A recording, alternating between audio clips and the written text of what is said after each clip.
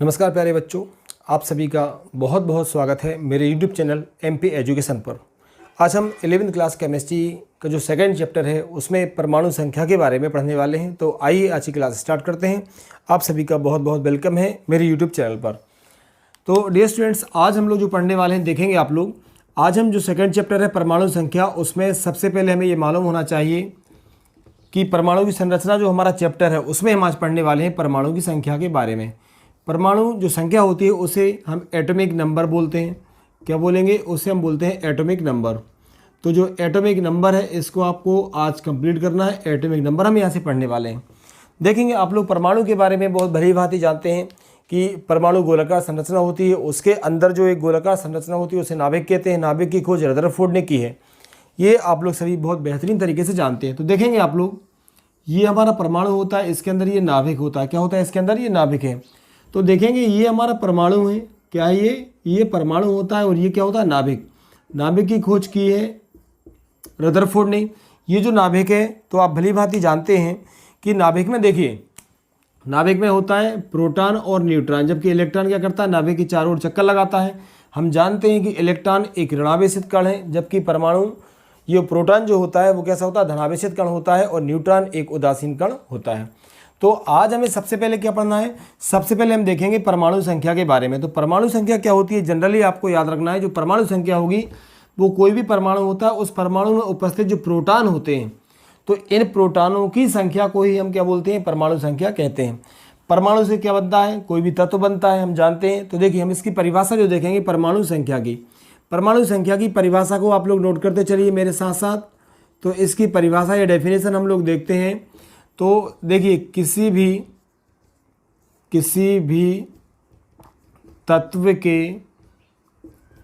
तत्व के परमाणु में उपस्थित, ये परमाणु है, किसी भी तत्व के परमाणु में उपस्थित किसकी संख्या? किसी भी तत्व के परमाणु के नाभिक में उपस्थित ये जो प्रोटॉन की संख्या है, किसकी? प्रोटॉन की, ठीक है ना। तो मैं उपस्थित किसकी संख्या को यहाँ से ध्यान रखना है, ये प्रोटॉन की संख्या को क्या कहेंगे? प्रोटॉन की संख्या को परमाणु संख्या कहते हैं। ये आपको ध्यान रखना, क्या कहेंगे इसे? हम परमाणु संख्या कहते हैं।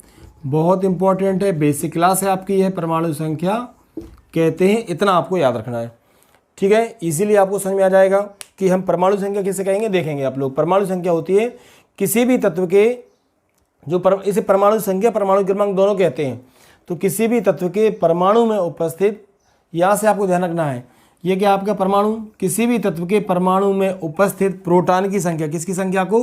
ये जो प्रोटॉन है, प्रोटॉन की संख्या को हम क्या बोलेंगे? परमाणु संख्या कहते हैं। अब यहाँ से आप लोग एक बात और अच्छे से याद रखेंगे, ये हमारा परमाणु था, इसमें जो प्रोटॉन की संख्या है उसे हम लोग क्या बोल रहे हैं? उसे हम लोग बोल रहे हैं परमाणु संख्या। ध्यान रखना, परमाणु में, यह महत्वपूर्ण पॉइंट है, परमाणु में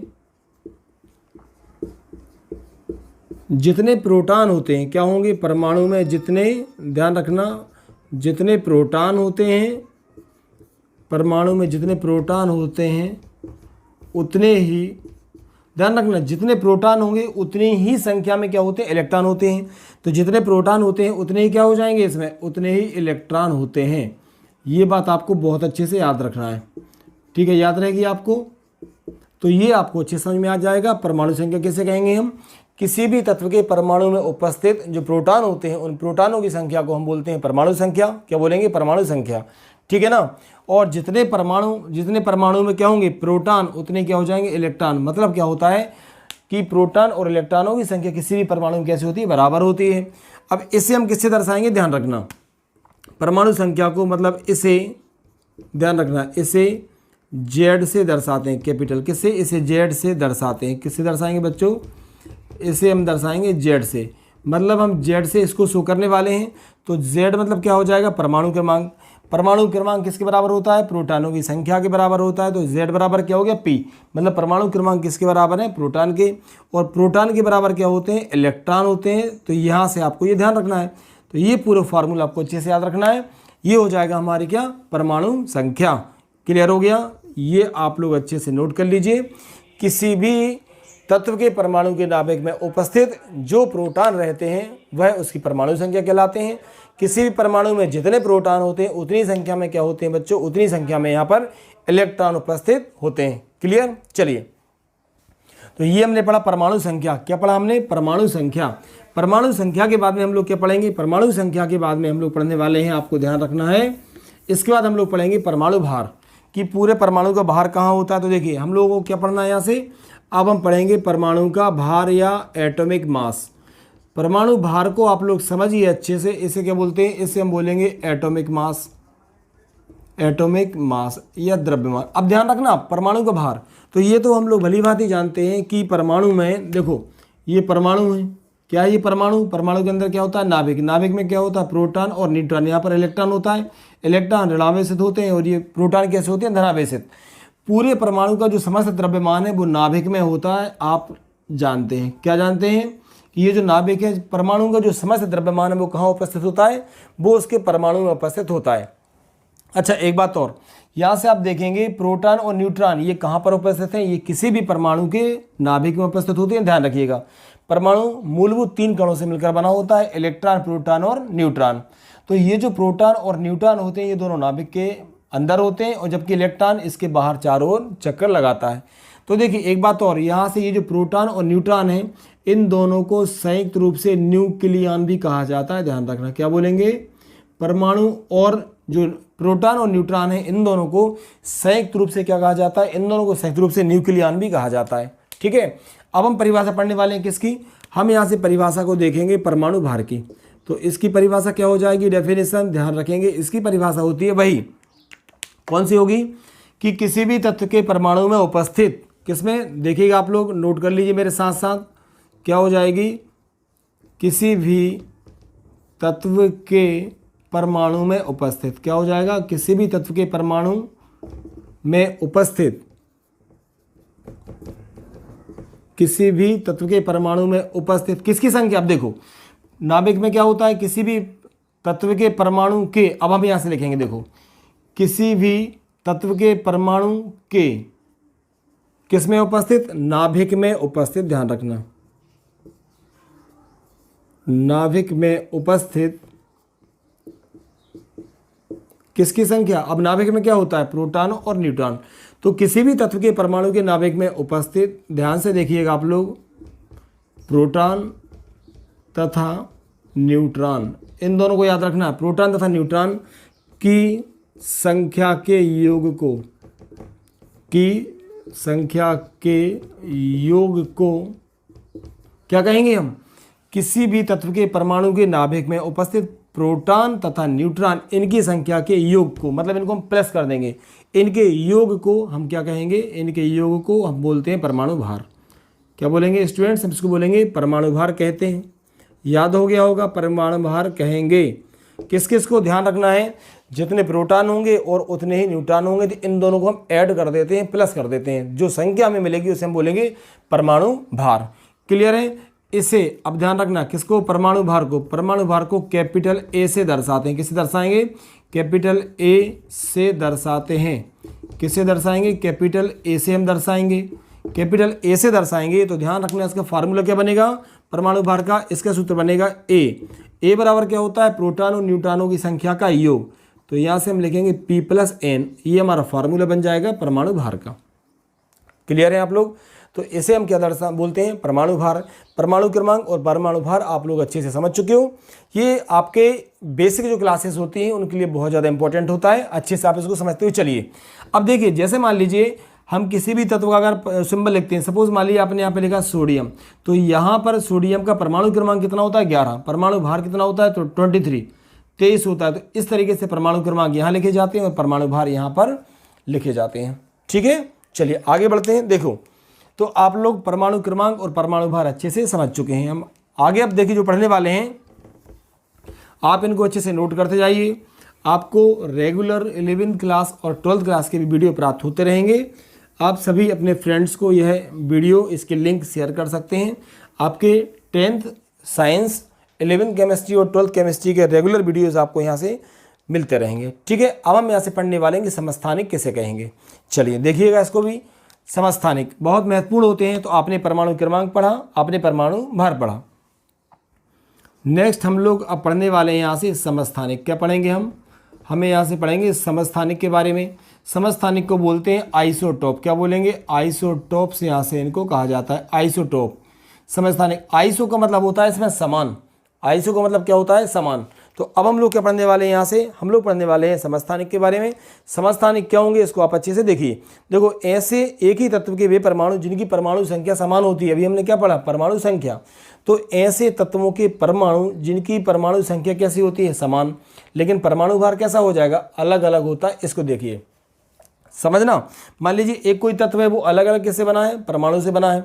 तो उसका एक परमाणु जो रहेंगे, समझना आप लोग, परमाणु क्रमांक कैसा रहेगा? समान। परमाणु क्रमांक कैसा रहेगा? समान, लेकिन परमाणु भार कैसा हो जाएगा उनका? अलग अलग होता है। चलो, इसको हम क्या बोलेंगे? समस्थानिक कहेंगे। अच्छे समझना, इसकी परिभाषा हम आपको लिख के बताते हैं। मेरे साथ आप इसको नोट करते हुए चलिए। समस्थानिक क्या होगा देखेंगे आप लोग। ऐसे तत्व या ऐसे यौगिक, है ना, ऐसे यौगिक, आप तत्व भी लिख सकते हैं। ऐसे यौगिक जिनके परमाणु क्रमांक या परमाणु संख्या, जिनकी परमाणु संख्या कैसी होगी? समान होती है। परमाणु संख्या कैसी हो जाएगी स्टूडेंट्स? समान होती है। परमाणु संख्या कैसी होती है? समान होगी, समान होती है, लेकिन परमाणु भार कैसा होगा? अलग अलग। लेकिन परमाणु भार कैसे हो जाएंगे? अलग अलग हो जाएंगे, ठीक है। लेकिन परमाणु भार कैसे होते हैं? भिन्न भिन्न होते हैं,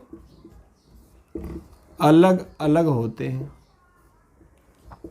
अलग अलग होते हैं। उन्हें हम क्या कहेंगे? समस्थानिक कहलाते हैं। क्लियर हो रहा है? अच्छे समझना। एक बात और, इनके रासायनिक गुण जो होते हैं वो समान होते हैं, ध्यान रखना। इनके कौन से गुण? रासायनिक गुण। रासायनिक गुण आप लोग समझते हैं। इनके रासायनिक गुण कैसे हो जाएंगे? समान होते हैं। इनके रासायनिक गुण समान होते हैं। इनके रासायनिक गुण समान होते हैं। अब यहाँ से आपको ध्यान देना, इस परिभाषा को आप लोग नोट कर लीजिए। ऐसे यौगिक जिनमें क्या होता है? परमाणु संख्या समान होती है। ये दो चीज़ों को ध्यान रखना है। समस्थानिक की बात कर रहे हैं। समस्थानिक में परमाणु संख्या जो है वो समान हो जाएगी और परमाणु भार कैसा होता है? अलग अलग।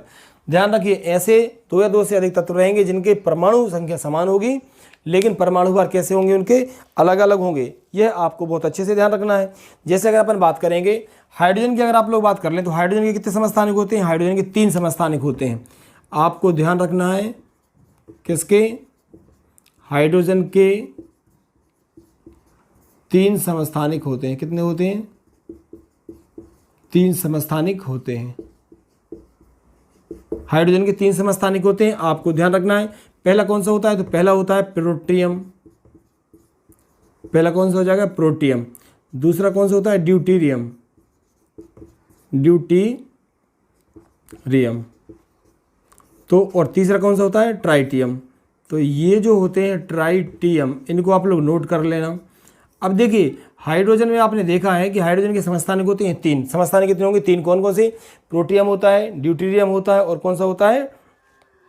ट्रीसियम या ट्राइटियम। ये 3 हाइड्रोजन के समस्थानिक होते हैं। अब यहाँ से देखना, आपने क्या लिखा कि परमाणु संख्या समान होगी। हाइड्रोजन का ये हमने सिंबल बना दिया। ये हाइड्रोजन का क्या होता है? प्रतीक होता है, उसका सिंबल होता है, ठीक है। अब यहाँ आपको मैंने बताया था, यहाँ पे हम क्या लिखते हैं? परमाणु क्रमांक।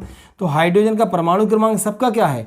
1 है। मतलब परमाणु संख्या कैसी है? समान है। परमाणु संख्या कैसी है? समान। लेकिन इनके परमाणु भार कैसे होते हैं? परमाणु भार इनके अलग अलग होते हैं। जो प्रोटियम होता है, प्रोटियम का परमाणु क्रमांक परमाणु भार होता है 1। ड्यूटेरियम, इसे भारी हाइड्रोजन भी कहा जाता है, ड्यूटेरियम का परमाणु भार होगा 2 और ट्राइटियम का परमाणु भार होता है 3। तो ये क्या हो जाएंगे? आपको ध्यान रखना है। मतलब इनमें क्या हो जाएगा? आपको ध्यान रखना है। आपको मैंने बताया था परमाणु क्रमांक है ये। परमाणु क्रमांक का मतलब ये होता है, समझना, कि इनमें न्यूट्रॉन और इलेक्ट्रॉनों की संख्या तो समान है। किसकी संख्या? न्यूट्रॉन और इलेक्ट्रॉनों की।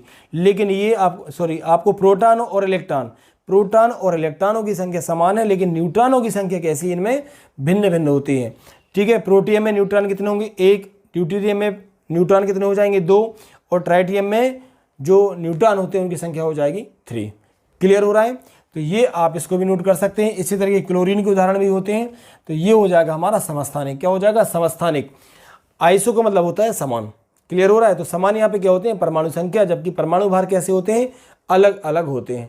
ये हमने क्या पढ़ लिया? हमने यहाँ से पढ़ा समस्थानिक के बारे में। ओके स्टूडेंट्स, अब समस्थानिक के आगे हम लोग पढ़ने वाले हैं। यहाँ से ध्यान रखना, चलिए अब क्या पढ़ेंगे, अब हम यहाँ से पढ़ेंगे संभारिक। समस्थानिक के बाद क्या पढ़ेंगे, संभारिक। ठीक है, तो अगला हम क्या पढ़ने वाले हैं अब लोग, हम यहाँ से पढ़ेंगे संभारिक के बारे में। स्कोर देखते हैं आप लोग। नेक्स्ट जो हम पढ़ने वाले हैं यहाँ से देखिएगा संभारिक। संभारिक क्या पढ़ेंगे हम, संभारिक। इन्हें इंग्लिश में बोलते हैं आइसोबार। क्या बोला जाता है, आइसोबार। अब यहाँ से आपको ध्यान रखना है सम और भारिक मतलब जिनका भार कैसा होता है, समान होता है। इनकी परिभाषा का हमें यही नाम से पता चल रहा है, संभारिक। जिनका भार कैसा होता है, समान होता है, उन्हें हम संभारिक कहेंगे। क्लियर हो गया, समान भार होता है। इसकी परिभाषा क्या होगी देखिएगा आप लोग, अच्छे समझना। तो इसमें हम लिखेंगे ऐसे यौगिक। क्या हो जाएगा बच्चों, ऐसे यौगिक जिनके, अब उसका हम जो समस्थानिक था उसका अपोजिट करेंगे। ऐसे यौगिक जिनके परमाणु भार तो समान होते हैं। जिनके परमाणु भार कैसे हो जाएंगे, जिनके परमाणु भार समान होते हैं। परमाणु भार कैसे होंगे, समान होते हैं। लेकिन अब देखो परमाणु भार जब समान है तो भिन्न क्या हो जाएगा यहाँ से, परमाणु क्रमांक। लेकिन परमाणु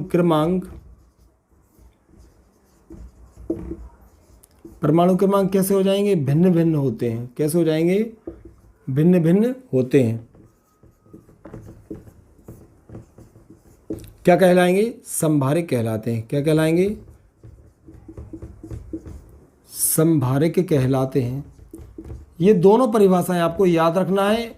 ठीक है, तो समस्थानिक आपने पढ़ लिया। समस्थानिक में क्या होता था, परमाणु क्रमांक समान होते थे, परमाणु भार अलग अलग होते थे। लेकिन यहाँ पर आप लोगों ने देखा कि इनके जो परमाणु भार हैं, ठीक है, इनका जो परमाणु भार है वो कैसा है, समान है। लेकिन जो परमाणु क्रमांक है वो कैसा होता है, भिन्न भिन्न है। इन्हें अपन क्या कहेंगे, इन्हें हम बोलते हैं संभारिक। क्या बोलेंगे, इन्हें हम संभारिक कहते हैं। तो संभारिक का सीधा सा मतलब आपको ध्यान रखना है कि इनके भार कैसे हो जाएंगे, समान होते हैं, लेकिन परमाणु क्रमांक अलग अलग होते हैं। उदाहरण आप देख सकते हो, जैसे मान लीजिए पोटेशियम। ठीक है, पोटेशियम के सिंबल के इसका परमाणु क्रमांक कितना होता है, 19। कितना होता है। अब इसके बाद आप देख सकते हैं, मान लीजिए आर्गन, काम करके लिखना आप आर्गन, AR, इसका परमाणु क्रमांक कितना है, 18। ठीक है, इसके बाद हम कौन सा, कैल्शियम, इसका परमाणु क्रमांक कितना होता है, 20। तो देखो यहाँ पे 19 है, 18, 20 है। परमाणु क्रमांक कैसे हैं, भिन्न भिन्न हो रहे हैं। लेकिन इन सब में आपको ध्यान रखना है इनके परमाणु भार कैसे होते हैं बच्चों, इनके परमाणु भार सबके समान होते हैं। परमाणु भार कितना होगा, इन सभी का परमाणु भार होता है 40। कितना होता है, 40। तो ये आपको अच्छे से ध्यान रखना है। क्लियर हो गया होगा। परमाणु भार कैसे हैं, समान है, परमाणु क्रमांक कैसे अलग हैं, इसलिए इनको हम क्या बोलेंगे, इन्हें बोला जाता है संभारिक। ठीक है, तो आज की जो हमारी क्लास थी, अब और बहुत सारे छोटे छोटे जिनमें इलेक्ट्रॉनों की संख्या समान होती है उन्हें सम इलेक्ट्रॉनिक कहते हैं। जिनमें न्यूट्रॉन की संख्या समान होती है उन्हें हम सम न्यूट्रॉनिक कहते हैं। तो आज आपने ये 4 डेफिनेशन कंप्लीट किए हैं, इनको बहुत बेहतरीन तरीके से कंप्लीट करिएगा। अब हम परमाणु का जो विकास हुआ है धीरे धीरे, जे थॉमसन का परमाणु मॉडल आता है, रदरफोर्ड का परमाणु मॉडल है, बोरबरी मॉडल है, इन सबको हम क्या करेंगे, स्टेप बाय स्टेप कंप्लीट करते जाएंगे। और ये पक्का प्रॉमिस करता हूँ आपसे कि आपकी केमिस्ट्री बहुत ही शानदार होने वाली है। रेगुलर आप लोग चैनल पर बने रहिएगा। तो ये यहाँ से आपने क्या पढ़ा, आप लोगों ने यहाँ से आज जो पढ़ा है, सबसे पहले हमने पढ़ा था परमाणु संख्या, उसके बाद परमाणु भार, उसके बाद में समस्थानिक, और लास्ट में हम लोगों ने यहाँ से पढ़ा है संभारिक के बारे में। ओके स्टूडेंट्स, तो आज की क्लास में इतना ही। नेक्स्ट वीडियो में मिलते हैं हम जे थॉमसन के परमाणु मॉडल के साथ। उम्मीद है आपको वीडियो पसंद आया होगा। वीडियो अच्छा लगता है तो अपने सभी फ्रेंड्स को इस वीडियो के बारे में, चैनल के बारे में ज़रूर बताइएगा। ओके, इस वीडियो को ज़रूर से ज़रूर लाइक कीजिए और आपको जो भी डाउट्स होते हैं उन पर कमेंट करिएगा। और चैनल को यदि आपने सब्सक्राइब नहीं किया है तो चैनल को ज़रूर सब्सक्राइब करें। ओके बच्चों, थैंक यू।